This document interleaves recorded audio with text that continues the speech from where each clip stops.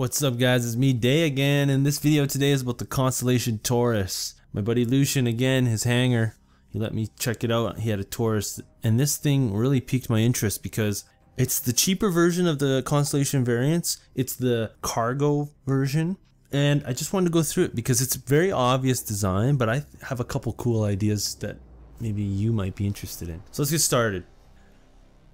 This thing is classified as a freight, obviously, or a transport ship. So let's just read some things off the brochure and we'll talk about it. It's a focused design that does what you need and does it well. It has a chassis that's been refined to the essentials. It can handle bigger hauls and it maintains better fuel economy in its class. So that's a key thing, right? And it also has a quick hitch cargo release with an easy loading patented gate here. So you can come up and down. We'll go inside and look at it shortly.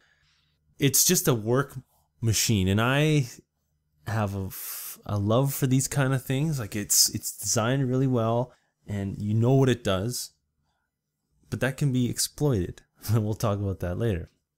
Where it counts, this thing. The safety ejection system is really cool because if you get attacked by pirates, you can dump your cargo instantly, or you can dump stuff on purpose. Say a bait. You can bait people. You can dump passengers, prisoners. I don't know. I'm sure there's going to be lots of cool videos coming out when the game goes live of things being dumped. It also has a double-blind advanced tech plated reinforced secret storage area thingy. It'll stop almost all scans and it'll leave you almost unnoticeable this area. Like you won't notice a blind spot there.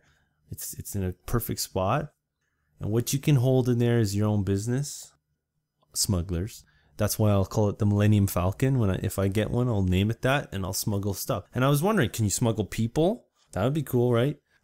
Smuggle MVPs or whatever. Have people in there. Just an idea. What I love about it, it's just so utilitarian. It's rugged, right? They've added 5% of clearance to the whole thing and redone it to get the most cargo you can. I think it's 70% more. Let me just double check that. 70%, yes, 70% more cargo capacity than any other Constellation. It has the longest cargo pod ever in a Constellation. It's 2 meters extra long. It's interesting, right? It's got a longer cargo pod, 2 meters longer, this cargo area, but it's actually shorter by 2 meters than the other ones. It's the shortest model. It let's talk about the specs. So it's got a Juno Starwork endurance power plant. This thing mixed with the X-Forge engine, they claim that it's very high efficiency and it's very good for fuel and long runs. So that piqued my interest simply because people hoping to get this ship. Like I picture myself a new player, right? And they're watching these YouTube videos saying, "Why do I want this ship?" Well, if you want to skip the progression of, I don't know what the progression is, but so far I started in the bottom, Aurora, Freelancer, maybe a Constellation, moving up like that. You want to skip those early times and you want to just jump into moving large amounts of stuff. Freight, 1900 freight units, by the way. I think the Freelancer is like 162. So 1900, it's a lot. So you want to jump right into that. Well, you want to skip all that. This would be a good starting platform because it's still bare bones. You can still add stuff to it, and it takes 4 people max crew, but you can, you're gonna be able to do this with probably 2 guys, 3 guys. So I think it'd be great, especially those guys who just don't want to spend the time grinding. This would be awesome. But it'd also be good for some other roles. It also has a jump engine, pretty good, made by RSI. The thing is just all around rugged and tough, and it's got cool features like the quick hitch cargo hold thing. It's got you can buy official expansions for these models. Luxury, I think military. There's a few packages, and that's pretty cool. I like what RSI is doing. Or you can just do it yourself and kind of pick what you want. The back has been totally redesigned, which is cool, to be no waste, all high efficiency, as much usable space for cargo as possible. The weapons, now this topic is where you got to really make a decision here. It's armed enough to defend itself, but I don't believe it's going to be some deadly killer or nothing. Obviously, it's not designed for that. It's got 4 class 2 hard points. They're bearing lasers, MSA lasers. They're size 3, it says. It's got 2 class 3 hard points. So these are the retracting arms that come out. And they've got missile racks.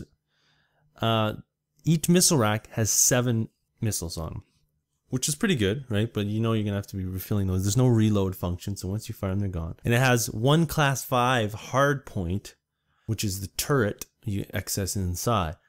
And the turret is, you know, it's pretty good. It's good because it's 360 degrees, as you can figure out. On top, the bottom is very exposed. So, not a fighter by any means, but it serves its purpose. Let's talk about purposes. Why I think, oh man, I could use one of these. For one, it's the cheapest of the constellations, the variants. 2, you don't have to use it as a freighter. Some of the ideas I had for this ship were obviously mining, right? Mining. I could see having 2 of them, one hauling the tools, one hauling the stuff, or maybe, I don't know, hauling your tools in a freelancer, having a fleet of small ships. And this is your big guy with 1900 freight units. Because it's a lot more mobile and defensive than a Starfare, right? Freight, obviously. But clan support. Clan support would be a good one. Just simply because you got a big group and you want to transport gear, tools, missiles, people, smuggle stuff. That'd be good, right? But it's an expensive clan support, I would think. Especially tying up 3, possibly 4 guys. It just seems like a lot. But the one I like is, if I was a pirate, this would be a good one.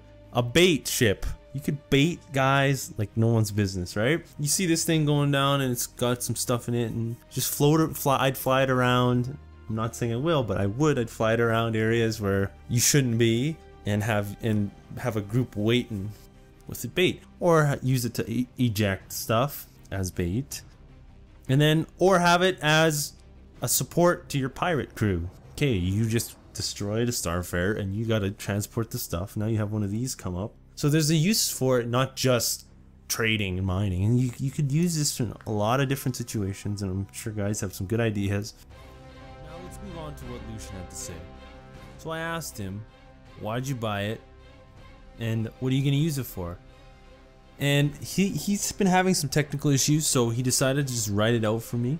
And I just read it out for him. So this is what he said. Since I plan on doing scavenging and major cargo running, I wanted the space. The big selling point for me was the fact that it's more of a bare bones version without many of the standard upgrades to save on the price. In the brochure they talk about it. And for him, he liked the fact that he can run it only as a 2-man crew, including himself. And he has the idea that he can put some unmanned drones in the cargo bay for assistance with the scavenging. And then on top of that, he bought a tractor beam to help out getting cargo into that opening bay. So I like, pretty cool idea he's got. And if you guys got any other type of similar ideas, let me know. And please don't forget to subscribe for more of these. Just got some cool stuff coming up. I'm Day, and we'll see you on the next one. Later.